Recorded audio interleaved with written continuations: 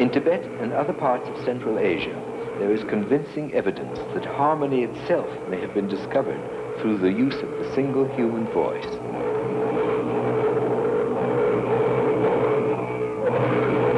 Listen to these Tibetan monks chanting in deep tones as part of their meditation. Each monk is in fact creating his own harmony by using the power of the voice to create its own natural overtones.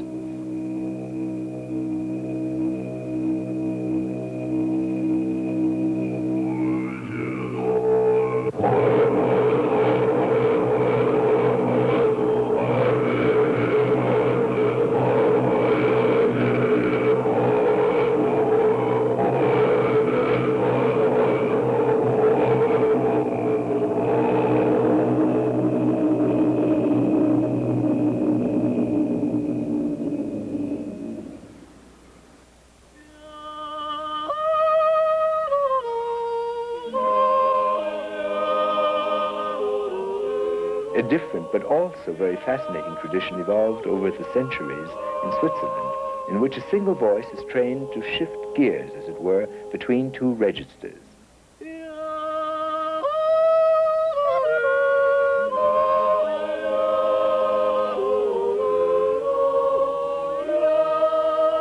This age-old technique is known as yodeling. Here, voices combine in the way which was to produce Western harmony.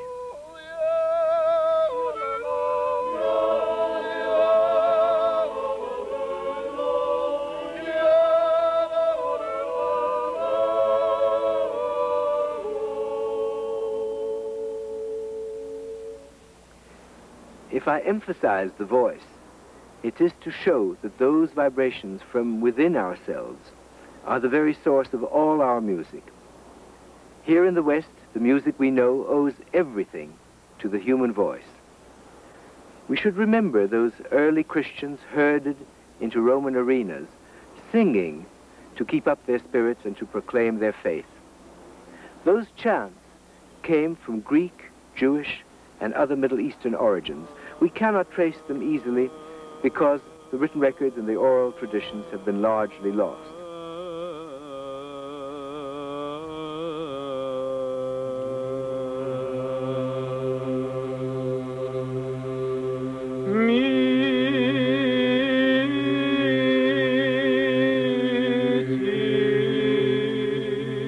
Although the Christian church spread across the whole arc of Europe from its center in Rome, it was only at its eastern end in Byzantium, nearer its birthplace, that it became rooted in the 3rd century in a rival center. There, influences which fashioned its sounds and its images were of local origin, Hebrew and Greek, to be joined later by strains of Syrian and Armenian.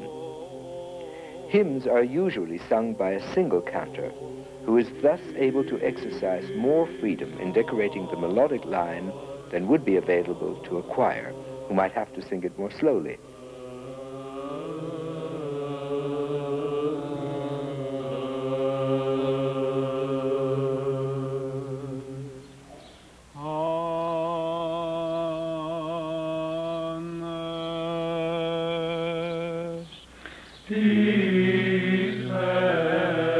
Here in the ancient monastery of Caseriani, the Angelopoulos choir of Athens is singing a chant whose tradition runs back to the time of the Caesars.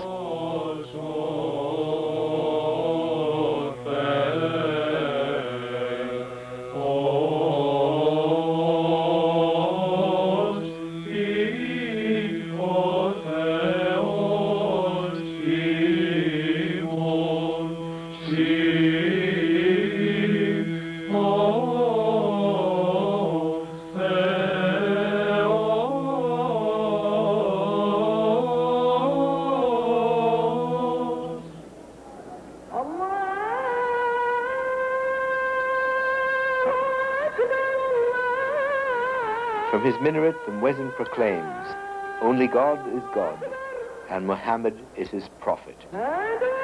Muslims do not define this chanting as music. In fact, music is banned from worship altogether.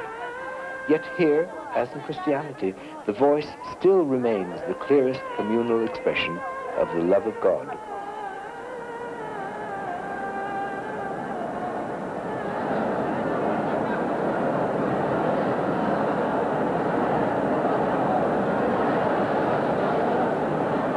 took less than 2 centuries after the appearance of Muhammad for Islam to dominate the Middle East, where at Mecca it established its holy center.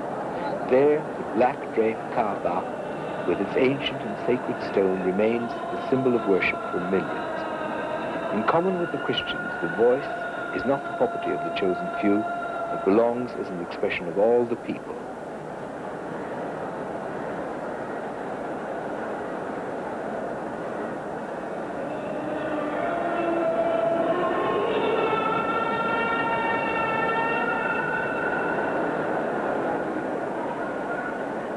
The power of Islam, originating in Arabia, extended by land throughout the warm latitudes, all the way from Spain to Southeast Asia, and even on to the Pacific beyond. In India, it met a very ancient, coded, and classical tradition. There, music for the single voice or instrument reached its highest peak. India was peaceful, her arts flourished, and music of incredible purity and refinement emerged.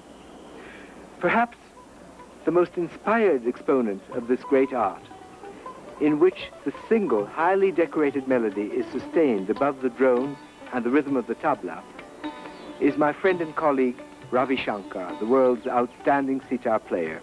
He has come here to Gstaad in Switzerland to take part in my annual music festival.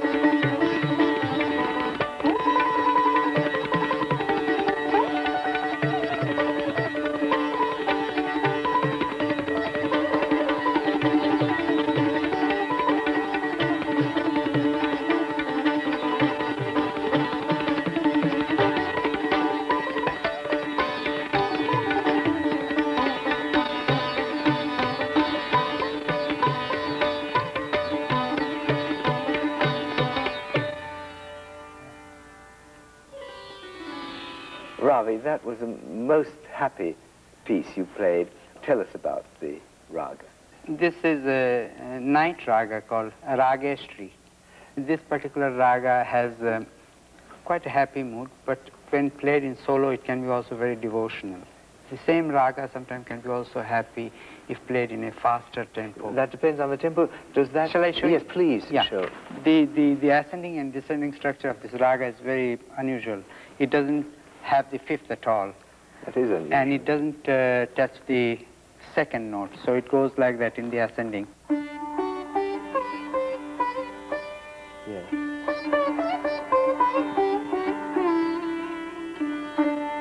Yes, the extraordinary complexity of Indian melodic ornamentation and invention and the rhythmic.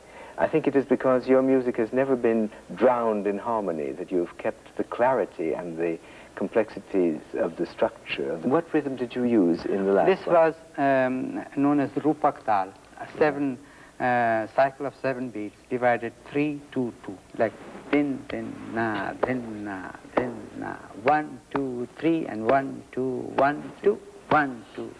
You know that each of the sound he produces with his hands has a separate sound syllable. Yes. This is how we teach our students also, and it can be written down. You know, our whole system is an oral tradition. It's Yes. not a written down music. No, that's why it's alive. Yeah. So while we teach a tabla student, we have to use a certain sound syllable structure. Yes. Like each sound produced with the hand has a separate word for it, like this. Ta, tin, na, tit, tit, ti, na. Now he will say something more complex and play immediately with his hands.